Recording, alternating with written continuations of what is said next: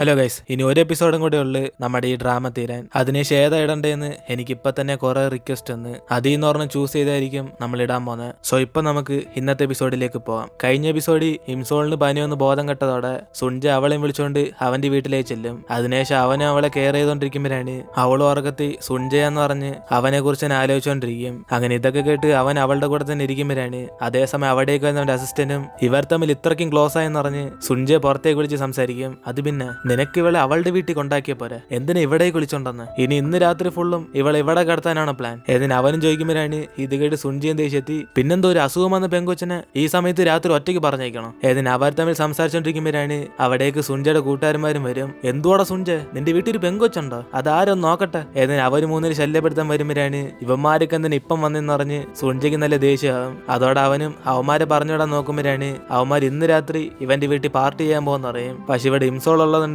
ഇവന്മാര് മൊത്തത്തിൽ സീനാക്കും പറഞ്ഞ് അവന്റെ അസിസ്റ്റന്റിനെ കൊണ്ട് അവന്മാരെ അവിടെ നിന്ന് പറഞ്ഞേക്കും. എന്നിട്ട് ഇപ്പൊ അടുത്ത ദിവസം ഇംസോളും കണ്ണോർന്ന് നോക്കുമ്പോഴാണ് അവളിപ്പോ സുൻജയുടെ വീട്ടിലാന്ന് അറിഞ്ഞ ഉടനെ നൈസിന് അവനറിയാതെ അവിടെ നിന്ന് മുങ്ങാൻ നോക്കും. പക്ഷെ ഇവള് ചെന്ന് വിടുന്നത് സുൻജയുടെ ഫ്രണ്ടിലായിരിക്കും. അങ്ങനെ അവളും എന്തിനാ ഇവന്റെ വീട്ടിലേക്ക് വിളിച്ചോണ്ടെന്ന് പറഞ്ഞ് അവനോട് ദേഷ്യപ്പെടുമ്പോഴാണ് ഇത് കേട്ട് അവനും പനി വന്ന് ബോധം കെട്ട നിന്നെ സുരക്ഷയായിട്ട് എന്റെ വീട്ടിൽ കൊണ്ടാക്കിയത് തെറ്റാണോ ശരിയാണെന്ന് അവളോട് തന്നെ ചോദിക്കും. അതോടെ അവളുടെ തെറ്റ് മനസ്സിലാക്കിയിട്ട് അവന് താങ്ക്സ് പറഞ്ഞ് അവിടെ നിന്ന് പോകാൻ നോക്കുമ്പോഴാണ് സുൻജ അവൾ ബ്രേക്ക്ഫാസ്റ്റ് കഴിക്കാൻ വേണ്ടി അവളുടെ ചെരുപ്പ് കാറിനകത്താന്ന് പറയും. അവളുടെ അസിസ്റ്റന്റ് അവന്റെ കാറിട്ട് വരുന്നവരെ അവളോട് വെയിറ്റ് ചെയ്യാൻ പറയുമ്പോഴാണ് അവൾ ഇവൻ പറഞ്ഞ പോലെ കൂടെ ഇരുന്ന് ഫുഡ് കഴിക്കാൻ വേണ്ടി പോകും. അങ്ങനെ ഇവന് ഫുഡ് എടുത്ത് അവൾക്ക് എടുത്തു കൊടുക്കുമ്പോഴാണ് ഇതിനു മുമ്പ് ഇതേപോലെ ചെയ്ത പോലെയൊക്കെ അവന് വീണ്ടും ഓർമ്മ വരും. കാരണം ഇംസോൾ അവന്റെ ഫ്യൂച്ചർ മാറ്റിയാലും ആ മെമ്മറീസ് ഒക്കെ ഇപ്പോഴും അവന്റെ ഉള്ളിൽ തന്നെ ഉണ്ട്. അതുകൊണ്ടാണ് ഇതിനുമുമ്പ് ഇവൻ അവൾ ഗിഫ്റ്റ് ചെയ്ത ചെയിനൊക്കെ അവന്റെ കഴുത്തിൽ ഇപ്പോൾ ഉള്ളത്. എന്നിട്ട് അവൻ അവളോട് ചോദിക്കും ഇന്നലെ അവൻ സുരക്ഷയായിട്ട് അവൾ വീട്ടിൽ കൊണ്ടാക്കിയതുണ്ട്, അതിന് പകരം ഇവള് തിരിച്ച് എന്തെങ്കിലും സഹായം ചെയ്യണമെന്ന്. അങ്ങനെ അവൻ പറഞ്ഞിട്ട് ഇവൻ എന്ത് സഹായം വേണ്ടെന്ന് ചോദിക്കുമ്പോഴാണ് അവൻ സഹായമായിട്ട് ചോദിക്കുന്നത് ഇവൻ ഈ സിനിമ ആക്ട് ചെയ്യുന്നുണ്ട് അവൾ ജോലിയിൽ നിന്ന് പുറത്താകല്ലെന്ന്. അതിനുശേഷം അവന് ഒളിച്ചു വെച്ച് ചെരുപ്പെടുത്ത് അവളുടെ കൊടുക്കുമ്പോഴാണ് ഇത് കണ്ട് അവൾ ഷോക്കായിരിക്കും. അപ്പോഴാണ് അവനും നിനക്കിനി വീട്ടിൽ പോകാൻ ആകരില്ലെന്ന് പറഞ്ഞ് അവൻ ഡോർ ക്ലോസ് ചെയ്യാൻ പോകുമ്പോഴാണ് അവളും തിരിച്ചൊന്നും പറയാതെ അവൻ്റെ കൂടെ അവിടെ നിന്ന് ഇറങ്ങും. അപ്പോഴാണ് അതേസമയം അതേ സ്ഥലത്ത് ടേസുങ്ങും ആ സൈക്കോനെ അന്വേഷിച്ച് അവിടേക്ക് വരും. അപ്പോഴാണ് ഇവരുടെ ഒരുമിച്ച് വരുന്നുണ്ട്.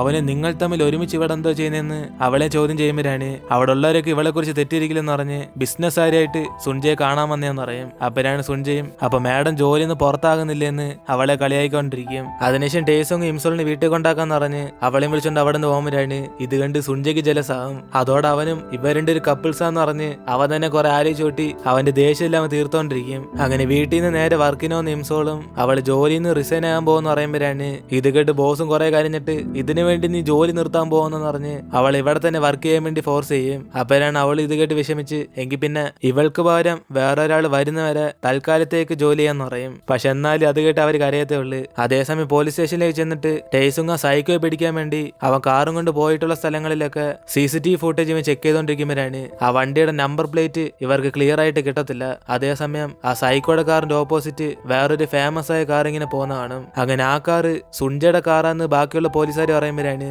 ഒരേ അവനെ കണ്ട് മീറ്റ് ചെയ്ത മിക്കവാറും ആ സൈക്കോയെ പിടികൂടാന്ന് ടേസുങ്ങിന് ഉറപ്പാകും. പക്ഷെ ഇവിടെ സുൻജയാണ് ഇംസോളിന് വീണ്ടും എങ്ങനെയൊക്കെ മീറ്റ് ചെയ്യണമെന്ന് പറഞ്ഞ് അവൻ അവൾക്ക് വേണ്ടി വാങ്ങിച്ച ഗുളിക എടുത്തോണ്ട് കൈ പിടിച്ചിരിക്കും. എടാ ഈ ഗുളിക ഇല്ലാതെ അവൾ വീട്ടിൽ പോയല്ല, ഇനിയിപ്പോ അവളുടെ പനി എങ്ങനെ മാറും എന്നിന് ഇവൻ ഇംസോളിനെ കാണാൻ വേണ്ടി ഒരു റീസൺ പറയുമ്പോഴാണ് ഇത് കേട്ട് അവന്റെ അസിസ്റ്റന്റും ഗുളിക ഇല്ലാതെ അവളുടെ പനി മാറും എന്ന് പറയുമ്പോഴാണ് പെട്ടെന്ന് അവനും ദേഷ്യത്തി ഈ ഗുളിക കഴിച്ചാൽ മാത്രമേ അവൾക്ക് കറക്റ്റ് ആയിട്ട് പനി മാറത്തുള്ളെന്ന് അവനത് ഇപ്പൊ തന്നെ അവളുടെ കൊണ്ട് കൊടുക്കണം എന്ന് പറയും. അപ്പോഴാണ് അവനും എങ്കിൽ പിന്നെ ഞാൻ തന്നെ കൊണ്ടുപോയി കൊടുക്കാന്ന് പറഞ്ഞ് അത് വാങ്ങിച്ചിട്ട് പോകാൻ നോക്കുമ്പോഴാണ് പണി പാളിന്ന് പറഞ്ഞ് സുൻജ അവനെ തടയും. എടാ നീ എന്റെ അസിസ്റ്റന്റ് ആയാലും ഞാൻ നിന്നെ ഒരു മനുഷ്യനായിട്ടാണ് കാണുന്നത്, അതുകൊണ്ട് നീ വൈകിട്ട് 6 മണി വരെ വർക്ക് ചെയ്താൽ മതി, അതിനുശേഷം നീ ജോലി ചെയ്യണ്ട. ഏതിന് അവനും പറയുമ്പോഴാണ് ഇത് കേട്ട അസിസ്റ്റന്റും ഇപ്പൊ തന്നെ 8 മണിയായെന്ന് പറഞ്ഞ് അവനും പെട്ടെന്ന് ആ മരുന്ന് അവിടെ വെച്ചിട്ട് അവിടെ നിന്ന് വീട്ടിലേക്ക് അങ്ങ് പോകും. അതേസമയം ഇവിടെ അച്ഛനാണ് പുറത്ത് റിലാക്സ് ചെയ്യണമെന്ന് പറഞ്ഞ ഒരു സ്ഥലത്തേക്ക് വന്നേക്കും. അങ്ങനെ അതേ സ്ഥലത്തേക്ക് ഇംസോളിന്റെ അമ്മ വന്നിട്ട് ഇത് സുൻജയുടെ അച്ഛനാന്ന് അറിഞ്ഞ ഉടനെ നൈസിന് അവരോട് ചെന്ന് സംസാരിക്കാൻ തുടങ്ങും. ഓ നമ്മൾ പണ്ടൊക്കെ അയൽവാസികളല്ലായിരുന്നു, സുൻജ ഇപ്പൊ എങ്ങനെയുണ്ട്, അവന് ഗേൾ ഫ്രണ്ട് എല്ലാം ഉണ്ടോ എന്ന് ഇവർ ചോദിക്കുമ്പോഴാണ് അച്ഛനും ഓ അവൻ എവിടെ നിന്ന് ഗേൾ ഫ്രണ്ട്, അവൻ സിനിമ എന്ന് പറഞ്ഞ് കുറെ ബിസി ആയി പോയി, എന്റെ മോനെ കുറിച്ച് പറയണ്ട, അവന്റെ പുറയിലൊക്കെ കുറെ പെമ്പിള്ളേര് പോകുന്നുണ്ട്, പക്ഷെ അവൻ ഒന്നും നിന്നെ മൈൻഡ് ചെയ്യുന്നില്ല, എന്തോ ഞാനാ അച്ഛനെ പോലെ ആയിപ്പോയവൻ. ഏതിന് അച്ഛനും പറയുമ്പോഴാണ് ഇത് കേട്ട അമ്മയും ഓ അങ്ങനാണോ, എങ്കിൽ പിന്നെ എനിക്കറിയുന്ന ഒരു പെങ്കൊച്ചുണ്ട്, അവള് കാണാനും സുന്ദരിയ നല്ല ബുദ്ധിശാലിയും കൂടെ, മിക്കവാറും അവളെ കാണുവാണ് സുൻജയ്ക്ക് ഇഷ്ടപ്പെടുമായിരിക്കും എന്നിന് അമ്മയും പറയുമ്പം ഇത് കേട്ട് അച്ഛനെ സന്തോഷത്തി ആണോ അങ്ങനത്തെ ഒരു പെങ്കൊച്ചുണ്ടോ, എങ്കിൽ പിന്നെ ആരായാലും കുഴപ്പമില്ല, നിങ്ങൾ ആദ്യം ആ പെങ്കൊച്ച് ആരാന്ന് പറ, എനിക്ക് അവളെ കാണണം. എന്നിന് അച്ഛൻ ചോദിക്കുമ്പോഴാണ് അമ്മയും ചിരിച്ചോണ്ട് വേറെ ആരും അല്ല, അത് എന്റെ പെങ്കൊച്ച, പേര് ഇംസോൾ എന്നിന് അമ്മ പറയുമ്പോഴാണ് അച്ഛന് ഷോക്കായിട്ട് ആ ഇംസോളോ? എനിക്കറിയാം അവളെ, പണ്ട് തൊട്ടേ അവളൊരു ഉഴപ്പിയ. ഇനി ഞാൻ ഓക്കെ പറഞ്ഞാൽ പോലും എന്റെ മകനൊന്നും അവൾ തിരിഞ്ഞോലും നോക്കത്തില്ല. എന്നിന് അച്ഛനും പറഞ്ഞോടെ ഇത് കേട്ട് അമ്മയും ദേഷ്യത്തി, ഓ സ്നേഹമല്ലേ, ചിലപ്പോ നിങ്ങൾക്ക് ഇഷ്ടപ്പെട്ടില്ലെന്ന് പറഞ്ഞ് സുഞ്ചയ്ക്ക് ഇഷ്ടപ്പെടാതിരിക്കോ? അവന് ചിലപ്പോ എന്റെ മോളെ കാണുമ്പോൾ മൊത്തത്തിൽ വീന്നു പോകുമായിരിക്കും. എന്നിന് അമ്മ പറയുമ്പോഴാണ് അച്ഛനും പുച്ചത്തി, എന്റെ മോൻ അവളെ തിരിഞ്ഞോലും നോക്കത്തില്ല, അതിന് ഞാൻ ഗ്യാരണ്ടി. എന്നിന് അച്ഛനും പറയുമ്പം ഇങ്ങേരോട് ഇനി സംസാരിച്ചിട്ട് കാര്യമില്ലെന്ന് പറഞ്ഞ്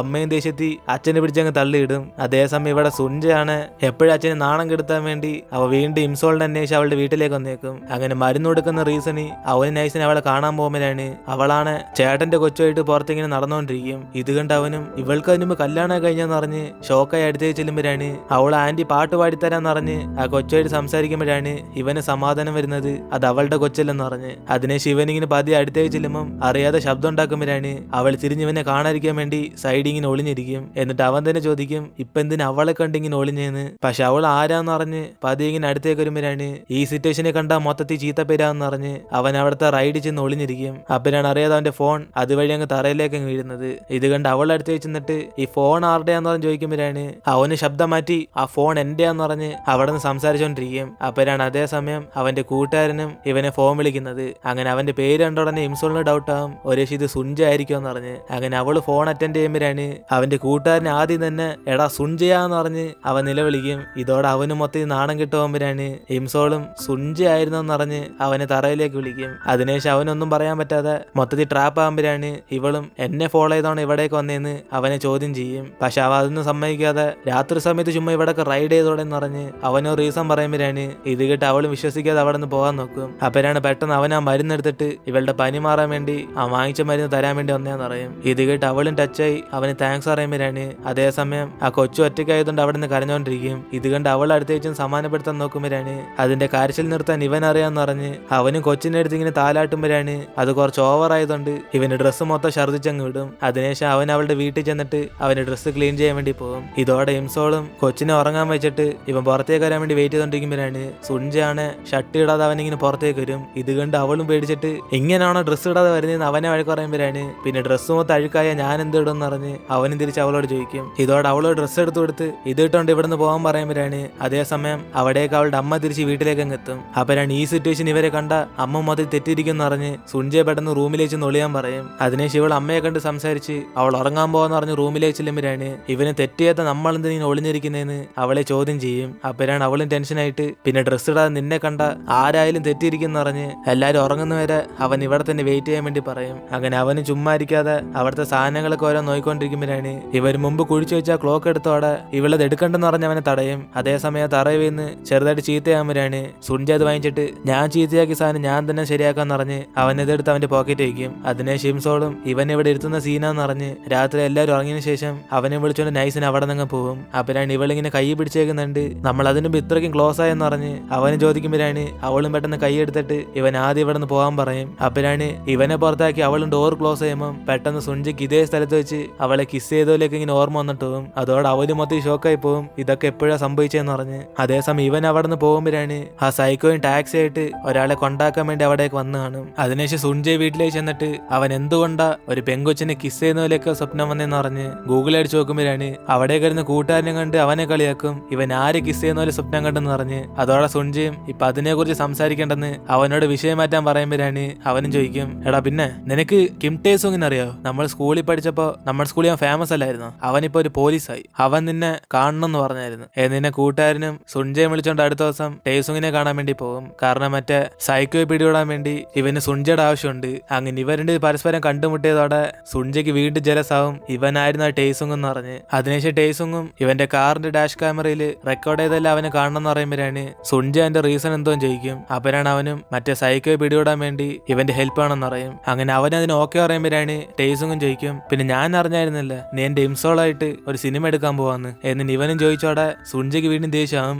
എന്തുവാ നിന്റെ ഇംസോളോ, എന്തിനാ നീ അങ്ങനെ പറയുന്നത് എന്നിനെ സുഞ്ച ചോദിക്കുമ്പോഴാണ് അവനും ഓ എനിക്കത് ശീലമായി പോയി, ഞാൻ എപ്പോഴും എന്റെ ഇംസോൾ എന്നാ പറയുന്നത്, എന്തൊറ്റി അത് കേൾക്കുമ്പോൾ നിനക്ക് വല്ലതും ജലസാവുന്നു. എന്നിനെ ടേസും ചോദിക്കുമ്പോഴാണ് അവനും ചിരിച്ചിട്ട് ആർക്ക് എനിക്കോ, ഞാനെന്നെ ജലസാവുന്ന. എന്നിന് അവന്മാർ തമ്മിൽ ചെറിയ വഴക്കാകും. പക്ഷെ വീണ്ടും ഇതിന്റെ ഇടയിൽ കടന്ന് പെട്ടുപോകുന്നത് സുഞ്ചയുടെ കൂട്ടുകാരനായിരിക്കും. അതിനുശേഷം സുഞ്ചയെ വീട്ടിലേക്ക് ചെന്നിട്ട് ടേസും പറഞ്ഞ പോലെ അവന് ഡാഷ് ക്യാമറയൊക്കെ ചെക്ക് ചെയ്ത് നോക്കുമ്പോഴാണ് അതിനകത്ത് ആ സൈക്കോയുടെ കാർ കണ്ട ഉടനെ പെട്ടെന്ന് ഇവന് പഴയതൊക്കെ ഓർമ്മ വരാൻ തുടങ്ങും. ഇതിനുമ്പ് അവൻ സൈക്കോ ഇട്ട് അടിച്ചേക്ക്. പക്ഷെ അവൻ എന്തോ എന്തോ സംഭവിക്കുന്നതെന്ന് അവനൊരു പിടിയും കിട്ടത്തില്ല. അങ്ങനെ ആ ഒരു സീനോടെ നമ്മളോട് ഇന്നത്തെ എപ്പിസോഡ് എടുത്തിരുന്നു. ഇനി ഒരേ ഒരു എപ്പിസോഡും കൂടെ ഉള്ളു നമ്മുടെ ഈ ഡ്രാമ തീരാൻ. ഈ ഡ്രാമ നിങ്ങൾക്ക് ഇഷ്ടപ്പെട്ടെങ്കിൽ മറക്കാൻ നിങ്ങളുടെ ഫ്രണ്ട്സിനും കൂടെ ഷെയർ ചെയ്തിട്ട് ഈ വീഡിയോക്ക് ലൈക്ക് ചെയ്യുക. സോ ഇനിയിപ്പോൾ നമുക്ക് അടുത്ത എപ്പിസോഡിൽ കാണാം.